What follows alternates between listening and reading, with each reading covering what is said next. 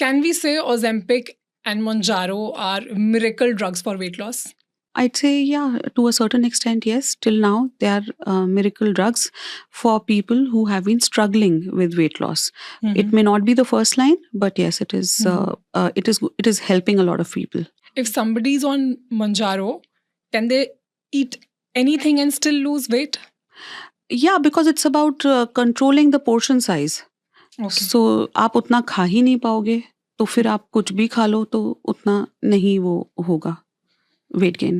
So is it true to say that Ozempic and Mounjaro kill your appetite? हाँ, they reduce the craving and give you a feeling of fullness and तो आपको उतनी भूख ही नहीं लगेगी, तो आप उतना खाओगे नहीं, तो weight loss होगा. But that's one way. But there are several other ways also where they're helping. मतलब ब्रेन को भी वो कर रहे हैं कि सिग्नल पहुंचा रहे हैं कि अब आपको और नहीं खाना है या आपको अभी नहीं खाना है, और मेटाबॉलिज्म बढ़ा रहे हैं, और there several other benefits also. Gut flora को, गट हेल्थ को इम्प्रूव कर रहे हैं, और न्यूट्रिशनल एब्जॉर्प्शन बेटर कर रहे हैं. There are several other ways they are helping. And is it true to say that along with fat, you also lose muscles while you're on these weight loss drugs? You will if you don't follow the right diet, if you don't take a high protein diet. Okay. तो अब बिल्कुल ही छोड़ छाड़ के सब कुछ बैठ जाओ कि भूख नहीं लग रही तो कुछ खाना नहीं, पानी नहीं पीना, और खाना भी नहीं खाना, प्रोटीन तो छोड़ दो, कुछ भी नहीं खा रहे, तो फिर तो गड़बड़ होगी.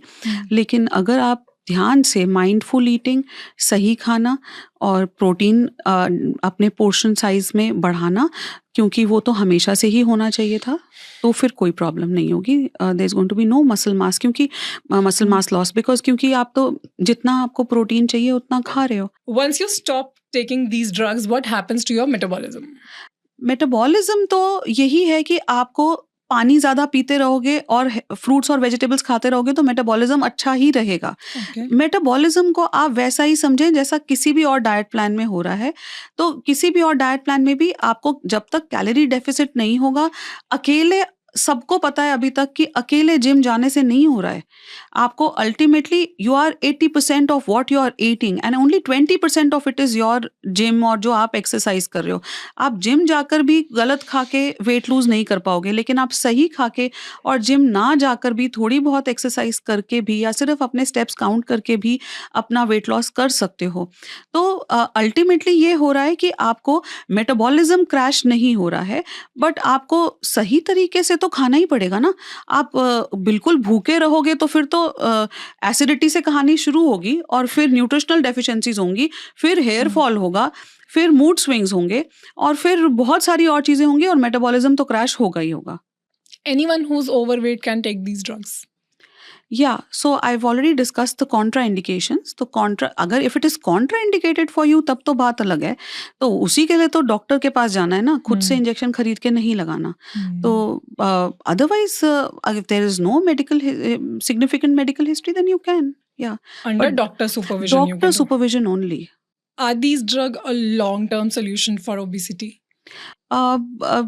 Long term in the sense that आप 25-30 किलो भी कम कर सकते हो, लेकिन उसके बाद मेंटेन तो मैं वही कह रही हूँ कि करना ही पड़ेगा ना. आप पूरी लाइफ तो मुंजारो पे नहीं रहोगे.